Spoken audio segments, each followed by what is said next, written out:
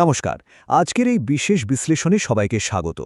সম্প্রতি নবান্নে রাজ্যের নতুন মুখ্যমন্ত্রী শুভেন্দু অধিকারীর প্রথম যে গুরুত্বপূর্ণ প্রশাসনিক বৈঠকটি হয়ে গেল, সেখানে ঠিক কি বড় সিদ্ধান্ত নেওয়া হয়েছে, আজ আমরা সেটাই একটু খুঁটিয়ে দেখব। মানে, নতুন সরকার ঠিক কিভাবে কাজ এগোতে চাইছে বা আগামী দিনে প্রশাসনের চেহারাটা কেমন হতে চলেছে, সেটা এই বৈঠক থেকেই বেশ পরিষ্কার। তো চলুন সরাসরি মূল আলোচনায় ঢোকা যাক। আচ্ছা, একদম শুরুতে এই বিষয়টা আসা যাক। যে কোনো সরকারের আসল ম্যাজিকটা কিন্তু লুকিয়ে থাকে কতটা দ্রুত সিদ্ধান্ত নেওয়া হচ্ছে আর সেটা কতটা নিখুঁতভাবে বাস্তবায়ন করা হচ্ছে তার উপর।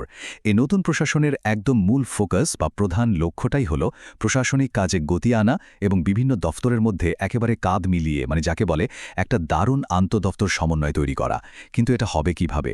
চলুন সেটাই দেখা যাক। আমাদের আলোচনার প্রথম বিষয় প্রশাসন, গতি এবং সমন্বয়। এবার এই ৩৪ সংখ্যাটার দিকে একটু নজর দেয়া যাক। সংখ্যাটা কিন্তু সাংঘাতিক গুরুত্বপূর্ণ। কারণ মুখ্যমন্ত্রী নবান্নে রাজ্যের মোট ৩৪টি আলাদা আলাদা দফতরের সচিবদের নিয়ে একটা ম্যারাথন বৈঠক করেছেন।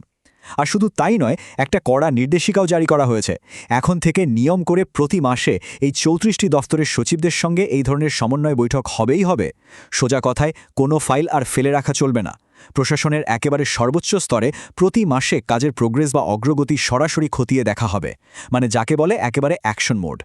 এবার আসা যাক পরবর্তী গুরুত্বপূর্ণ বিষয়ে, কর্মসংস্থান এবং ১০০ দিনের কাজের প্রকল্প। এই বিষয়টা কিন্তু বেশ ইন্টারেস্টিং। রাজ্যের ম্যাপের দিকে তাকালে এই প্রকল্পের বাস্তবায়নে একটা পরিষ্কার ছবি ফুটে উঠছে। একদিকে রাজ্যের প্রায় বেশিরভাগ জেলাতেই এই গ্রামীণ কর্মসংস্থান প্রকল্পটা খুব দ্রুত ফের চালু করার নির্দেশ দেওয়া হয়েছে, কিন্তু অন্যদিকে দক্ষিণ ২৪ পরগনা আর মুর্শিদাবাদ, এই দুটো জেলায় আপাতত প্রকল্পটার কাজ পুরোপুরি স্থগিত থাকছে। এখন সভাপতি মনে প্রশ্ন জাগে, ঠিক কী কারণে এই নির্দিষ্ট দুটো জেলাকে তালিকা থেকে বাদ রাখা হলো? এর পেছনে থাকা অভিযোগগুলো একটু নিরপেক্ষভাবে দেখা দরকার। জানা যাচ্ছে পূর্ববর্তী সরকারের আমলে মূলত এই দক্ষিণ ২৪ পরগনা আর মুর্শিদাবাদ জেলায় ১০০ দিনের কাজ নিয়ে বেশ কিছু গুরুত্বপূর্ণ অভিযোগ উঠেছিল। অভিযোগগুলো ঠিক কী রকম? ওই ধরুন, ভুয়ো জব কার্ড তৈরি করা, কাজ না করেই টাকা তুলে নেওয়া এবং বেশ বড় অঙ্কের তহবিল আত্মসাৎ করার মতো বিষয়। আর মূলত এই অভিযোগগুলোর ভিত্তিতেই একসময় কেন্দ্রীয় সরকার টাকা দেওয়া বন্ধ করে দেয়। তাই বর্তমান প্রশাসন কিন্তু এখানে অত্যন্ত সাবধানী একটা পদক্ষেপ নিচ্ছে। যতক্ষণ না পর্যন্ত এই পুরনো অভিযোগগুলোর পূর্ণাঙ্গ তদন্ত হচ্ছে আর আসল সত্যটা সামনে আসছে, ততক্ষণ এই দুই জেলায় কাজ স্থগিতই থাকছে, একেবারে যাকে বলে মেপে পাফালা। আমাদের পরের বিষয় রাজ্যের অন্যতম বড় পরিকাঠামো, ঘাটাল মাস্টার প্ল্যান। আচ্ছা, এখানে এই নতুন আর্থিক মডেলটা একটু বুঝে নেওয়া যাক। আগে এই প্রকল্পে নানা কারণে দেরি হয়েছে, তবে এবার সেই জট কাটাতে কেন্দ্র আর রাজ্যের যৌথ সহযোগিতায় একটা নতুন রাস্তা তৈরি হয়েছে।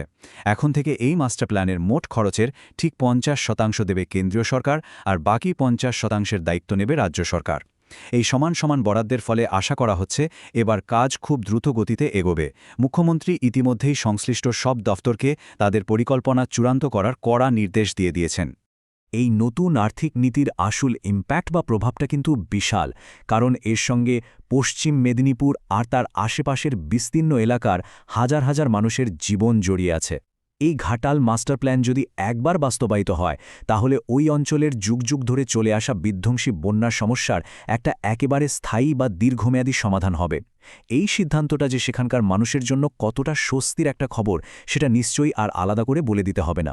এবার আমরা চলে আসছি আমাদের শেষ এবং অন্যতম গুরুত্বপূর্ণ ভাগে, গুরুত্বপূর্ণ সময়সীমা, স্বাস্থ্য পরিষেবা এবং কেন্দ্র রাজ্য সম্পর্ক।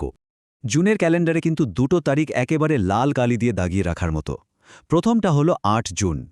মুখ্যমন্ত্রী স্পষ্ট নির্দেশ দিয়েছেন যে আগামী ৮ জুনের মধ্যেই রাজ্যে আয়ুষ্মান ভারত স্বাস্থ্য চুক্তির বিষয়টা একেবারে চূড়ান্ত করে ফেলতে হবে। রাজ্যের স্বাস্থ্য সচিবকে কড়া ভাষায় জানিয়ে দেওয়া হয়েছে এই কেন্দ্রীয় স্বাস্থ্য প্রকল্প চালু করতে আর যেন একদিনেরও দেরি না হয়। আর এর ঠিক পরেই আসছে ১১ই জুন, যেদিন দিল্লিতে নীতি আয়োগের হাই প্রোফাইল বৈঠক রয়েছে। এই পরপর দুটো ডেডলাইন কিন্তু বুঝিয়ে দিচ্ছে যে বর্তমান প্রশাসন ঠিক কতটা তৎপরতার সঙ্গে কেন্দ্রের বিভিন্ন প্রকল্প আর কেন্দ্রীয় সংস্থাগুলোর সঙ্গে যুক্ত হতে চাইছে। ওই ১১ জুনের নীতি আয়োগের বৈঠকের জন্য কিন্তু নবান্নে একেবারে সাজ রব। এটা ভীষণ তাৎপর্যপূর্ণ, কারণ বর্তমান মুখ্যমন্ত্রীর জন্য জাতীয় স্তরের এই প্ল্যানিং মিটিংয়ে এটাই প্রথম উপস্থিতি হতে চলেছে। রাজ্যের প্রতিটি দপ্তরকে নির্দেশ দেওয়া হয়েছে ৩টি সুনির্দিষ্ট রিপোর্ট তৈরি করে ফেলার। প্রথমত, রাজ্যের সমস্ত উন্নয়নমূলক প্রকল্পের একেবারে খুঁটিনাটি বিবরণ। দ্বিতীয়ত, রাজ্যের বর্তমান আর্থিক অবস্থার একটা নির্ভুল রিপোর্ট। আর তৃতীয়ত আগামী দিনের ভবিষ্যৎ পরিকল্পনার একটা সম্পূর্ণ ব্লুপ্রিন্ট বা রূপরেখা। নির্দিষ্ট সময়ের মধ্যে এই সমস্ত তথ্য এক জায়গায় করারই নির্দেশ থেকেই কিন্তু এই সমন্বিত আর সক্রিয় প্রশাসনের কাজের ধরনটা স্পষ্ট হয়ে ওঠে। আজকের এই পুরো আলোচনায় আমরা দেখলাম নবান্নের প্রথম প্রশাসনিক বৈঠকে কাজের গতি বাড়ানো, ১০০ দিনের কাজ ফের চালু করা, ঘাটাল মাস্টার প্ল্যানের জট কাটানো আর আয়ুষ্মান ভারতের মতো কেন্দ্রীয় প্রকল্প দ্রুত কার্যকর করার উপর কতটা জোর দেওয়া হয়েছে। কিন্তু দিন শেষে একটা বড় প্রশ্ন থেকেই যায়, কেন্দ্র আর রাজ্যের মধ্যে এই যে একটা অভূতপূর্ব সমন্বয় বা অ্যালাইনমেন্ট তৈরি হচ্ছে, এটা দীর্ঘমেয়াদে রাজ্যের অর্থনৈতিক চিত্র আর পরিকাঠামোকে ঠিক কোন উচ্চতায় নিয়ে যাবে? এই ব্যাপক নীতিগত পরিবর্তনগুলো কি সত্যি রাজ্যের সামগ্রিক চেহারা বদলে দিতে পারবে? এই ভাবনাটার জায়গাতেই আজকের মতো আমাদের বিশ্লেষণ শেষ করছি। ভবিষ্যতে এই বিষয়গুলো ঠিক